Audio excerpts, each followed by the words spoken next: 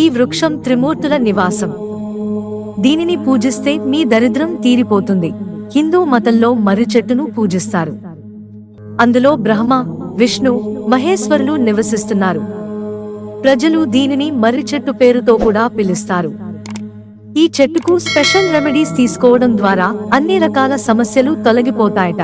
అదే సమయంలో ఆర్థిక ఇబ్బందులు, ఆహార కొరత ఉండదంట. మర్రి చెట్టు చాలా కాలం పాటు, దీర్ఘకాలం పాటు జీవిస్తుంది. అందుకే దీనిని అక్షయవత్ అని కూడా పిలుస్తారు. దేవాలయాల ఆవరణలో మర్రి చెట్టును నాటుతారు.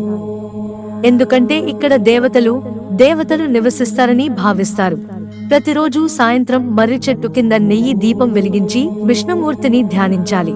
ఇది విష్ణువుకు చాలా సంతోషాన్ని కలిగిస్తుందని నమ్ముతారు. దీంతో జీవితంలోని అన్ని కష్టాల నుండి విముక్తి పొందవచ్చని చెబుతారు. ఇక మర్రి చెట్టుకు తాడు కట్టి పూజిస్తే సకల కోరికలు నెరవేరుతాయంట. వ్యాపారంలో లాభం పొందాలనుకుంటే శనివారం మర్రి చెట్టు కొమ్మకు పసుపు మరియు కుంకుమ సమర్పణలని తెలిపారు. దీనివల్ల వ్యాపారంలో త్వరితగతిన లాభాలు పొందుతారంట.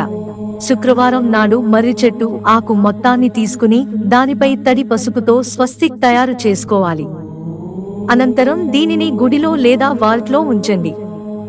ఇది అన్ని రకాల ఆర్థిక సమస్యలను తొలగించడం ప్రారంభిస్తుందంట. హనుమంతుని అనుగ్రహం పొందాలంటే 108 పచ్చని వడ ఆకులను తీసుకోండి. ఈ ఆకుపై ఎర్ర సిరాతో శ్రీరాముని పేరును 11 సార్లు రాయండి. దీని తరువాత ఈ ఆకులను హనుమాన్జీకి సమర్పించండి. దీనితో హనుమంతుని అనుగ్రహం పొంది సకల కోరికలు నెరవేరుతాయి. మిత్రులారా, ఛానల్ సబ్స్క్రైబ్ చేసుకోవడం మర్చిపోకండి. ధన్యవాదాలు.